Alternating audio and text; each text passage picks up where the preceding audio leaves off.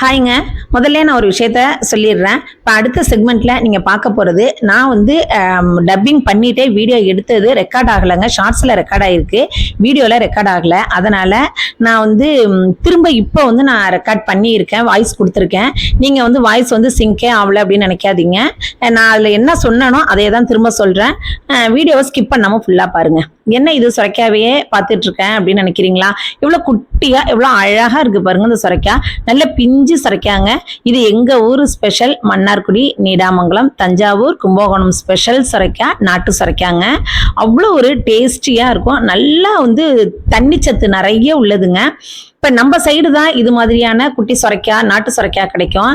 இப்போ டவுன்லேயோ சிட்டிலேயோ பார்த்தீங்க அப்படின்னு வச்சுக்கோங்களேன், இது வந்து நீல வாக்கில் சுரைக்காய் கிடைக்கும். இங்கேருந்து நம்ம சைடு தான் இந்த மாதிரியான சுரைக்காய் நிறைய இருக்கும். இதுதாங்க அதாவது அந்த மாதிரி சுரைக்காவுக்கும் இதுக்கும் எது டேஸ்ட் வைஸ் நல்லா இருக்கு அப்படின்னு பார்த்தீங்கன்னா, நிச்சயமா எங்கள் ஊர் சுரைக்காய் தாங்க டேஸ்ட் வைஸ் சூப்பர் அட்டகாசமாக இருக்கும். அருமையாக இருக்கும் இந்த சுரைக்காய். இந்த சுரைக்காயில் வந்து நம்ம குழந்தைங்க வந்து எதுவுமே சுரைக்காயெல்லாம் சாப்பிட மாட்டாங்க. ஸோ குழந்தைங்களுக்கு பிடிச்ச மாதிரி நிறைய டிஃப்ரெண்ட்டான வெரைட்டிஸ்லாம் சுரைக்காய் வச்சு நம்ம பண்ணலாம். எப்பொழுதும் போல சாம்பார், கூட்டு, பொரியல், சூப்பு அப்படின்னு வைக்காம அவங்களுக்கு பிடிச்சது மாதிரி, ஆனால் அவங்களுக்கு சுரைக்காய் இருக்கிறது தெரியக்கூடாது, அந்த அளவுக்கு ஒரு சூப்பராலாம் ரெசிபி நம்ம பண்ணலாம். அது மாதிரியான ரெசிபி தான் இன்னைக்கு நான் உங்கள்கிட்ட செஞ்சு காமிச்சிருக்கேன். வீடியோவை ஸ்கிப் பண்ணாமல் ஃபுல்லாக பாருங்கள். புதுசாக பார்க்குறீங்கன்னா சாந்தி சண்டல் லாக்ஸஸ் சப்ஸ்கிரைப் பண்ணிட்டு பாங்க. வாங்க வீடியோக்குள்ள போலாம். இப்போ இந்த ரெசிபி செய்ய நான் கோதுமை குருணை எடுத்திருக்கேங்க. இந்த கோதுமை குருணை கடையில் வாங்கினது தான். ஸோ இதுதான் நான் எடுத்திருக்கேன். இது நல்லா ஹெல்த்தியாக உள்ளதுங்க. ஸோ இதை வந்து கோதுமை குருணையை வந்து நம்ம பல வகையில் யூஸ் பண்ணலாம். இன்னைக்கு இந்த ரெசிபிக்காக நான் கோதுமை குருணை 1 கப்பு எடுத்திருக்கேன். இதில் 1/4 ஸ்பூன் அளவுக்கு உப்பு சேர்த்துருக்கேன். இந்த கோதுமைக்கு தகுந்தது மாதிரியான உப்பு 1/4 ஸ்பூன் மட்டும்தான் நான் சேர்த்துருக்கேன். திரும்ப நம்ம எக்ஸ்ட்ராவாக சேர்த்துக்கலாம். இந்த கோதுமை குருணை வந்து முழுகிற அளவுக்கு தண்ணி சேர்த்துக்கலாங்க. தண்ணி சேர்த்து இதை கலந்து விடலாம். 1/2 டம்ளர் தண்ணி சேர்க்கலாம்னு வச்சுக்கோங்களேன். அதாவது அது முழுகிற அளவுக்கு தண்ணி சேர்த்து நல்லா கலந்து விடலாம். கலந்து விட்டு இதை 10 நிமிஷம் அப்படியே ஊற வச்சிடலாம்.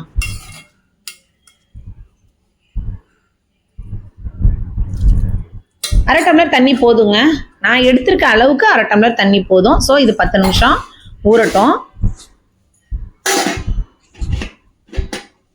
இப்போ நம்ம சுரைக்காவை தோல் சீவிக்கலாம். மேலே உள்ள அந்த தோலை ரிமூவ் பண்ணிட்டு அதுலேருந்து நான் பாதி அளவுக்கு தான் எடுக்க போகிறேன் இந்த சுரைக்காவில். ஏன்னா வந்து நான் கம்மியாக தான் கோதுமை சேர்த்துருக்கேன். ஸோ பாதி அளவுக்கு எடுத்தால் போதுங்க. இதில் வந்து பிஞ்சு சுரைக்காவாக இருக்கிறதுனால உள்ள வந்து சீட்ஸ் எல்லாம் அந்த அளவுக்கு இருக்காது. இப்போ இது வந்து சுரைக்காய் வந்து நல்லா தண்ணி சத்து கொண்டதுங்க. அதனால சம்மர்ல எல்லாம் இதை விட்டுறாதீங்க. எப்போ எல்லாம் கிடைக்குதோ அப்போல்லாம் யூஸ் பண்ணுங்க. குழந்தைங்களுக்கு இது மாதிரி டிஃப்ரெண்ட்டாக செஞ்சு கொடுங்க. இதை வந்து என்ன பண்ணுறோம்னா, இப்போ வந்து கேரட் துருவல் இருக்குது பார்த்தீங்களா, சீவுறதால நம்ம சீவி துருவி எடுத்துக்க போகிறோம் இந்த சுரைக்காவை. இப்போ இதை துருவிட்டு வந்துடலாம். இப்போ 10 நிமிஷம் ஆயிடுச்சுங்க. நம்ம இந்த கோதுமையை ஊற வச்சு 10 நிமிஷம் ஆயிட்டு நல்லா ஊறி நல்லா பதன்னு இருக்கு பாருங்க. நல்லா நம்ம ஊற்றின தண்ணி எல்லாத்தையும் நல்லா உள்ள இழுத்துக்கிட்டு நல்லா ஊறி வந்திருக்குது. இப்போ இதில் சேர்க்க வேண்டிய பொருட்களை நம்ம சேர்த்துக்கலாம். நான் 1 கப் அளவுக்கு கோதுமை எடுத்தேன் இல்லையா, அதனால 1/4 கப் அளவுக்கு கட்டியான தயிர் நான் இதில் சேர்த்துக்கிறேன்.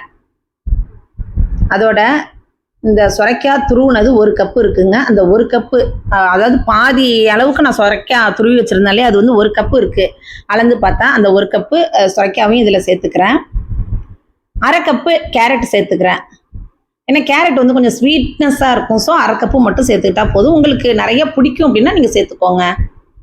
இதில் காரத்துக்கு நான் வந்து 4 பச்சை மிளகா போட்டிருக்கேன்ப்பா. ஏன்னா எங்களுக்கு காரம் ஜாஸ்தி வேணுங்கிறதுக்காண்டி பச்சை மிளகா பொடியாக கட் பண்ணி 4 பச்சை மிளகா சேர்த்துருக்கேன்.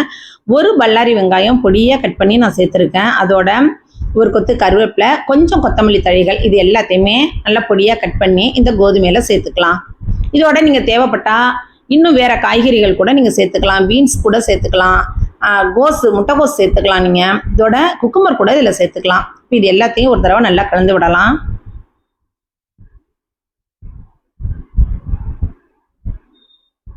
இதில் அரிசி மாவு 2 ஸ்பூன் நான் சேர்த்துக்கிறேங்க. நீங்கள் அரிசி மாவு, அதாவது இடியாப்பா மாவு, அரிசி மாவு, பச்சரிசி மாவு, புழுங்கல் அரிசி மாவு இல்லை எதுவுமே இல்லையா, இட்லி மாவு தான் இருக்கா, அதுலேருந்து கூட ஒரு கரண்டி எடுத்து நீங்கள் சேர்த்துக்கலாம். நான் 2 ஸ்பூன் அளவுக்கு அரிசி மாவு இதில் சேர்த்துருக்கேன். அதோட இப்போ இன்னும் கொஞ்சம் நான் உப்பு போட்டுக்கிறேன்.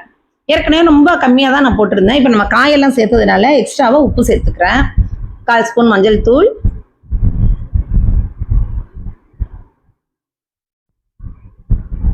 1/2 ஸ்பூன் மிளகாத்தூள், தனி மிளகாத்தூள் 1/2 ஸ்பூன் அளவுக்கு நான் சேர்த்துருக்கேன். ஏற்கனவே பச்சை மிளகாவும் நான் போட்டிருக்கேன். 1/2 ஸ்பூன் தனி மிளகாத்தூள் சேர்த்துருக்கேன். காரத்துக்கு தகுந்த மாதிரி நீங்கள் போட்டுங்கப்பா. அதோட ஒரு 1/2 ஸ்பூன் சீரகத்தை நல்லா கையால் இது மாதிரி கொட்டி கசக்கி இதில் சேர்த்துக்கலாம். இது எல்லாத்தையுமே நல்லா மிக்ஸ் பண்ணி விடலாம். நான் முன்னாடியே சொன்னது மாதிரி குழந்தைங்க சாப்பிடுவாங்க. ஸோ அவங்களுக்கு வந்து பச்சை மிளகாலாம் பிடிக்காது, வாயில் கடிப்பட்டுடும். அதனால ரொம்ப ஜாக்கிரதையாக பார்த்து சேர்த்துக்கோங்க. இது எங்களுக்கு காரம் பிடிக்கும் அப்படிங்கிறதுனால நான் சேர்த்துருக்கேன். இதோட எக்ஸ்ட்ராவாக இன்னொரு 1/4 டம்ளர் அளவுக்கு தண்ணி சேர்த்துக்கலாம். இப்போ இது எல்லாத்தையுமே நல்லா மிக்ஸ் பண்ணுங்க.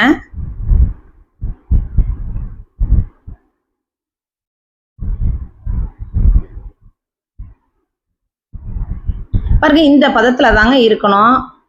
ரொம்ப தண்ணி சேர்த்துற வேண்டாம். எனக்கு ஒரு டவுட் இருக்குங்க. அந்த டவுட்டையும் நான் இடையிலேயே நான் கேட்குறேன். அதையுமே நீங்கள் கொஞ்சம் கிளியர் பண்ணுங்க. இப்போ இதில் 1 ஸ்பூன் அளவுக்கு காஷ்மீரி மிளகாத்தூள் சேர்த்துருக்கேன். இது காரம் இருக்காது, ஃபுல் அண்ட் ஃபுல்லாக கலருக்காண்டி தான் நான் சேர்க்குறேன். கொஞ்சம் பெருங்காயப்பொடி சேர்த்துக்கிறேன். இப்போ இது எல்லாத்தையும் நல்லா கலந்து விட்டுக்கலாம். நான் திரும்ப திரும்ப சொல்கிறேன், காரம் உங்களுக்கு தகுந்தது மாதிரி போட்டுக்கோங்க. குழந்தைங்களுக்கு கொடுக்குற நீங்கள் ரொம்ப ஜாக்கிரதையாக பார்த்து போட்டுக்கோங்க, சரியா?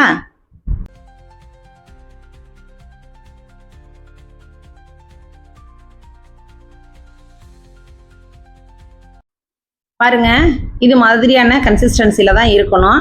இப்போ இதை தான் நம்ம வந்து அடையா வார்க்க போகிறோம். இப்போ எனக்கு ஒரு டவுட் இருக்குது அப்படின்னு சொன்னேன் இல்லையா, அதையுமே நான் உங்கள்கிட்ட கேட்டுடுறேன்.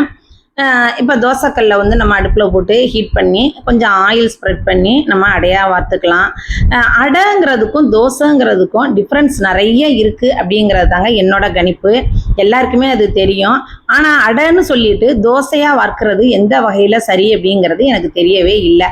அடைன்னா திக்னஸ்ஸாக இருக்கணும். இப்போ நான் ஊற்றுறேன் பார்த்தீங்களா, இது மாதிரி எடுத்து வச்சு ஒரு 1/2 இன்ச் அளவுக்கு திக்னஸ் இருந்தால் தான் அதுக்கு பேர் அடை. 1/2 இன்ச்சோ 3/4 இன்ச்சோ அதுக்கு தகுந்த மாதிரி திக்னஸ் இருந்தால் தான் அதற்கு பேர் அடை. கொஞ்சம் தண்ணி ஊற்றி கலந்து தோசை மாதிரி வார்த்தா அது தோசை ஆகிடும். நம்ம அடைன்னு சொல்லிட்டு நிறைய பேர் இப்போ ஹோட்டல்லாம் போனீங்கன்னா அடைன்னு கொண்டு வர்றதே கிடையாது. அடைன்னு சொல்லிட்டு தோசையாக தான் கொண்டு வர்றாங்க. ஸோ இது வந்து எனக்கு வந்து புரியவே இல்லை. அடை அதாவது உரப்படை அப்படின்னாலே வந்து கோதுமையில பண்ணமோ எதில் பண்ணுறோமோ எதில் பண்ணாலும் அடைனா திக்காக இருக்கணும், அவ்வளோதான். இப்போ பாருங்கள், நான் ஊற்றி மேலேயும் கொஞ்சோண்டு ஆயில் போட்டுக்கிறேன். அடைனாலே எண்ணெய் வந்து கொஞ்சம் இழுக்கதாங்க செய்யும். ஸோ அடைங்கிறதெல்லாம் வந்து நம்ம ரெகுலராக பண்ண போகிறது கிடையாது. எப்போவாவது நம்ம சாப்பிட்றோங்கும் போது தாராளமாக ஆயில் விட்டு சாப்பிட்றதுனால தப்பு கிடையாது. இதை திருப்பி நம்ம போட்டுக்கலாம். நல்லா சூப்பராக வருங்க இந்த அடை. நல்லா கிறிஸ்பியாக அருமையாக, அதே நேரத்தில் சாஃப்டாகவும் இருக்கும். அவங்களுக்கு நல்ல வெளியில் மொறுமொறுன்னு இருக்கும், உள்ள நல்லா சாஃப்டாக இருக்கும். இப்போ உங்கள்கிட்ட நான் கேட்ட டவுட்டு உங்களுக்கு புரியுதா? உங்களுக்கு அடைனா அடையா இருக்கணும், அது தோசையா இருக்கக்கூடாது. அடைங்கிற பேர்ல அடைன்னு சொல்லிட்டு நிறைய பேர் தோசை வார்க்கிறது எந்த வகையில சரின்னு எனக்கு தெரியலப்பா. உங்களுக்கு ஏதாவது அதை பத்தி தெரிஞ்சதுன்னா எனக்கு கமெண்ட்ல சொல்லுங்க. இப்போ நம்ம திருப்பியும் போட்டாச்சு. நல்லா ஒட்டாம அழகா தோசைக்கல்ல வருது பாருங்க, அருமையா வருது, நல்ல கலர்ஃபுல்லாகவும் இருக்கு. சாப்பிட்றதுக்குமே நல்ல டேஸ்டியாக நல்ல ஹெல்த்தியான பிரேக்ஃபாஸ்ட்டு, டின்னர், ஸ்நாக்ஸு எது வேணாலும் நீங்கள் வச்சுக்கலாம்ப்பா. இதை அவ்வளோ ஒரு சூப்பராக இருந்துச்சு. இதில் பாருங்கள் எவ்வளோ சத்தான பொருட்கள் நம்ம சேர்த்துருக்கோம். சுரைக்காய், கேரட்டு. குழந்தைங்கள்ட்ட கொடுத்தீங்கன்னா இது வந்து சுரைக்காய் இருக்குன்னு சொல்லவே மாட்டாங்க, கோதுமைன்னு சொல்ல மாட்டாங்க. கேரட் இருக்கிறது அவங்களுக்கு தெரியவே தெரியாது. இன்னும் கூட இதில் கொஞ்சம் தேங்காய் பூ கூட திருவி போட்டு கூட நீங்கள் இதில் சுட்டுக்கலாங்க. அவ்வளோ சூப்பரான ரெசிபி இது. கண்டிப்பாக அந்த ரெசிபியை வந்து நீங்கள் மஸ்ட் ட்ரைங்க, செஞ்சு பாருங்கள். டெஃபினட்டாக அவங்க எல்லாருக்குமே ரொம்ப பிடிக்கும். இதுக்கு வந்து நம்ம வந்து சைட் டிஷ்லாம் வச்சுக்கணும் அப்படிங்கிற அவசியமே கிடையாதுங்க. சும்மாவே சாப்பிடலாம். இன்னும் சொல்லப்போனால் எங்கள் வீட்டுக்காரவங்களுக்கு அடை பண்ணுனா எதுவுமே தேவையில்லை, சும்மா தான் அவங்க சாப்பிடுவாங்க. பட் என் குழந்தைங்களுக்காக என் பிள்ளைங்களுக்காக நான் அவியல் பண்ணுவேன் எப்பொழுதுமே. இப்போ இன்னைக்கு வந்து பிள்ளைங்கள்லாம் இல்லை, ஸோ நான் வந்து வீட்டில் இருந்த மத்தியானம் சாம்பார் வச்சுருக்கேன், அதோட தேங்காய் சட்னி மட்டும் கொஞ்சோண்டு பண்ணினேன். அழகாக பாருங்க, அப்படியே தோசைக்கல்ல ஒட்டாமல் சூப்பராக வந்துருச்சு பார்த்தீங்களா அடை. நான் முன்னாடியே சொன்ன மாரி மத்தியானம் வச்ச சாம்பாரும் ப்ளஸ் தேங்காய் சட்னி மட்டும்தான் நான் பண்ணினேன். இதை வச்சு நீங்கள் சர்வ் பண்ணலாம், இல்லை எதுவுமே இல்லைன்னா நான் முன்னாடியே சொன்ன மாதிரி எதுவுமே இல்லாமல் சும்மா அப்படியே நீங்கள் சாப்பிட்டீங்கனாலே செம்ம டக்கராக இருக்குங்க.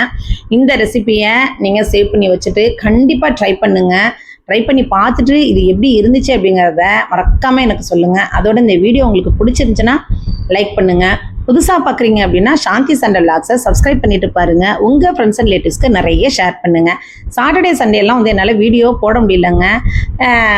அது போடல அப்படின்னாலே ரொம்ப நாள் கேப் விழுந்தது மாதிரி ஆயிடுது. எப்படா மண்டே வரும் அப்படிங்கிறது மாதிரி இருக்குது. ஸோ வீடியோவை ரெகுலராக பார்த்து எனக்கு சப்போர்ட் பண்ணுங்கள். சாட்டர்டே சண்டேவும் நான் போடணும் அப்படிங்கிற நிலைமைக்கு நீங்கள் என்னையோ கொண்டு வரணும்.